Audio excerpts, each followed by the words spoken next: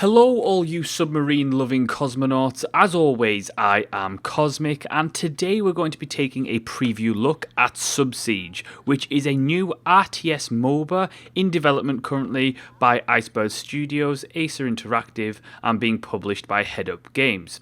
The game is currently in early access, and it centres around the idea of focusing on 12-player battles, all in a MOBA-like arena with MOBA-like mechanics, but the twist is, instead of being a traditional MOBA whereby you're playing one character, the game is actually an RTS where you play as multiple units and you have a base and you can spawn more units, upgrade those units like in a MOBA, and take on other opponents. Subsiege is certainly an interesting one. It was a game that was not on my radar whatsoever prior to its release and seems to lack any kind of real momentum in terms of its player base.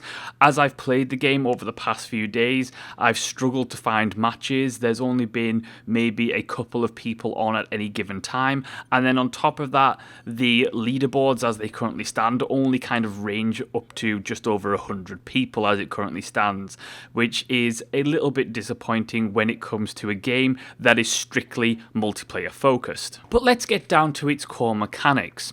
So in any given game, whether you're playing dual 1 versus 1, 2 versus 2, 4 versus 4, whichever mode you're playing, it is the exact same mode. You play on a semicircular map whereby each team has a base. From that base you can spawn units, and your job is to essentially take out the other team and avoid dying yourself. Now there are several game over states in this game, which makes it a little bit more interesting. So first, of course, if you get blown up and destroyed by the enemy, you get blown up and destroyed by the enemy. You don't have to destroy the other person's base, you just have to destroy all their units and make sure that they have not a single unit left surviving in order to achieve a kill state.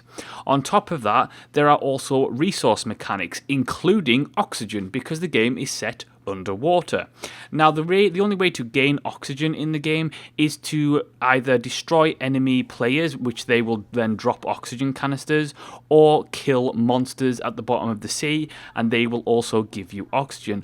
But both of those things can be pretty dangerous if you are a fairly low level and don't have many ships. If you don't have much firepower, engaging the enemy too early or engaging the creeps too early can be absolutely devastating to you in the long run. But it is something that you are going to have to do eventually, because once your oxygen runs out, all of your people on your submarines will die and you will be destroyed, and that is the end of your game. So it's also a survival mechanic in the core structure of the game.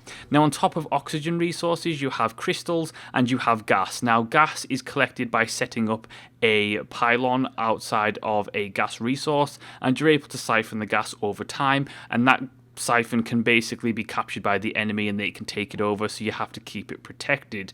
Crystals are dotted around the map, and all you have to do is destroy those crystals and then move your submarines over them to pick them up. Crystals and gas are used to purchase new ships and purchase abilities and upgrades for those ships. So some ships you will have to have gas and crystals to purchase. Some of the higher tier ships, like the Terminator ship, which is probably one of the best submarines in the game, which uses nice rockets and it has a lot of firepower and a lot of damage and a lot of health. And it's a case of balancing your progression. So you need to make sure that as you are progressing in any given match and you're taking down creeps and you're resource collecting and fending off the enemy, you also have to be aware of how is best to progress. Because ultimately there are several ways to progress. You can obviously stick to the ships that you've got currently, upgrade those abilities, but you're also going to have to build new ships, but you only have a select number of slots that you can have any ships at any given time. So you can't build a giant RTS army as you would in a traditional sense, which makes it a little bit more of a tactical game, because you have to choose what ships you want in your group very wisely, and on top of that, choose the abilities and upgrades of each ship also very wisely, because once you've upgraded them a certain point, you can't select all of the upgrades. You only can select a few. So as you can tell, there's a lot going on at any given time in a certain match, and I have to say, when you first jump in, the tutorial of the game isn't particularly good and is fairly buggy, and then on top of that, when you first get into a match, you realise that the tutorial has not prepared you for multiplayer whatsoever, and frankly, the speed of the game and all of the different dangers and the things that you need to be aware of is pretty overwhelming for newer players, and I can see how it could be potentially a struggle for people to get into this game at first glance. As someone who loves both MOBAs and also loves RTSs,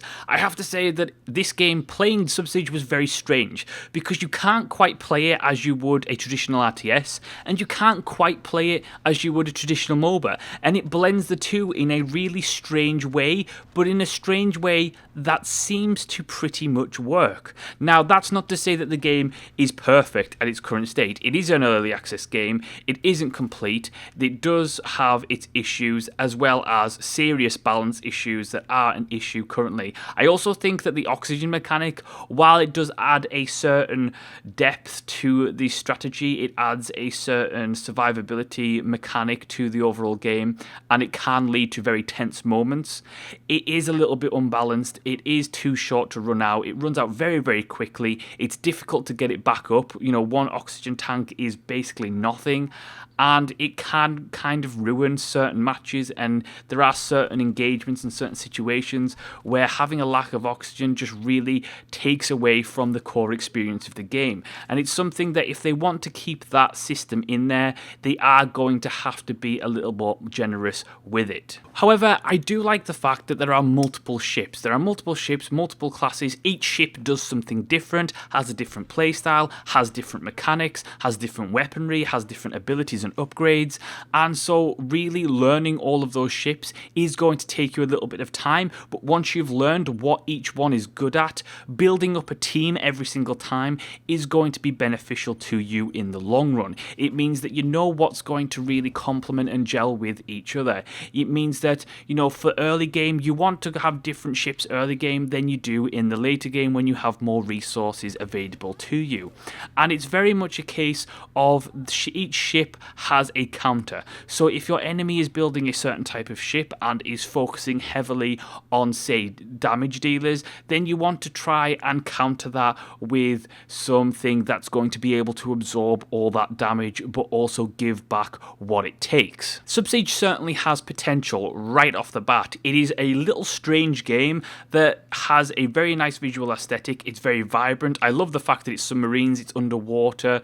I love everything about the art style. I don't particularly like the UI currently in place. I think it's not very informative, nor is it particularly intuitive, and that goes for the menu system as well in the main menu. I don't think that is intuitive at all, and it's pretty much a mess, and that certainly does need cleaned up. The tutorial needs a lot of work, and I don't think that they have a good enough versus AI mode in there so that you can practice and practice and practice. I think that you need a better, you know, PvE mode in there so that players can, you know, really refine their own strategy before they take it into multiplayer, because it can be very difficult to get onto the par of someone who's been playing for quite a while, especially when the player base is as low as it is. You're going to go up against someone who's been playing the game and beta testing it for a hell of a long time. In my opinion, the game also does need a lot more map variety. It needs the map that's currently in there that you play on is all well and good, but I would like to see something interesting and something a little bit more unique. That's not to say what they have in there isn't unique comparatively to other MOBA games, because it is. I mean, there's particularly one bit where you can actually go over a cavern instead of having to go around it, but if you go over that cavern, you run the risk of being eaten by a giant sea creature that waits for you under there. So that it's a really nice little thing that they added in there, and I love things like that, and I think that there's lots of potential in this product as a whole. I think what the key is going to be is what is going to make players come back. because ultimately this game, for it to survive long term, is going to need to pick up a loyal, strong player base. And if it doesn't do that, it's already, if you'll excuse the pun, dead in the water. So it certainly does need address. I think that you need not only leaderboards and you not only need a league, but you need some kind of progression, whether it be cosmetic for your ships, whether you unlock new ships, whether you unlock new abilities, but there needs to be something in there that keeps players interested and keeps some kind of reward system coming. Ultimately, I think it certainly has potential, and I've already said that several times. It has potential. It could be a fantastic game. They're planning to be in early access for around 6 to 12 months, and during that period, they're talking about getting feedback from the community, adding a lot more updates, a lot more abilities, increasing the tactical depth of the game overall, and of course balancing new maps, etc, etc, etc, etc. So I think that it certainly has potential, but I still think that they need some kind of draw overall to make sure that players keep going back and that the game retains a solid player base. Now the question is, do you go buy it right now? For me, I think that there is enough there to keep someone who absolutely adores multiplayer games coming back for more. The problem is finding a match, and because it is pretty much strictly multiplayer, that could ruin your time with the game very, very quickly. Ultimately, at a price tag of $20, which is fairly pricey for an early access title, I would suggest that unless you're dead set on picking this up and finding a clan that you can play with and finding a Discord channel that you can always get friends in with, then I would suggest waiting. If you're looking to solo queue on this, I would suggest waiting until launch, until there's more people that are actively playing the game.